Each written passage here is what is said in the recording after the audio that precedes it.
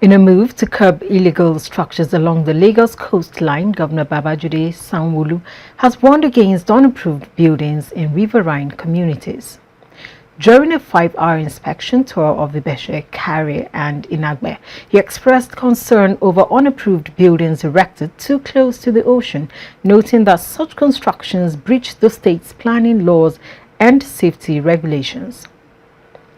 He added that the government will document all illegal structures before deciding on possible approval or demolition, stressing that the goal is to restore order along the coastline without disadvantaging local residents. We're bringing life back into this community, but more importantly, we're also bringing a lot of order, a lot of sanity, a lot of reprocessing and understanding how livelihood needs to be. This is a major tourism area. You've seen that within a kilometer apart, or 1.5 kilometer, we have both the Atlantic Ocean side and you have the lagoon side. So this whole stretch is a future that we need to preserve. And so you also saw that we met with our traditional rulers. The KBACs also, all of them received us at one point in time or the other. So what we've seen is that there's also been a lot of disjointed building, going on. There's been a lot of abuse of the fiscal planning approval. There's been complete abuse on the lines that have been set.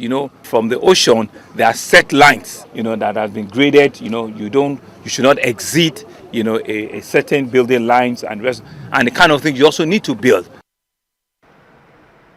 Governor Sanwo-Olu also handed a 30 megavolt-ampere transformer at Ilashe to Eko Disco, paving the way for power supply to coastal communities, while assuring residents of improved security, better healthcare access, and plans to boost tourism along the corridor.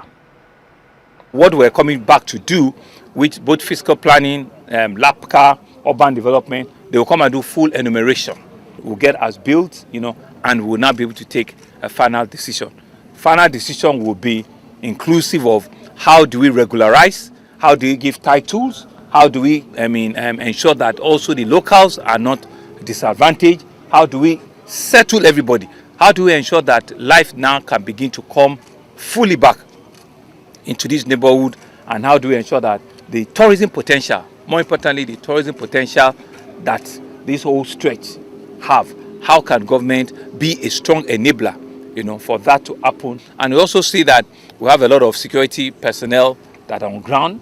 Maybe we still need to speak more with the Nigerian police so that they have proper representation. We have an area commander across the lagoon there, so maybe we need to also have some other boots on the ground on this side.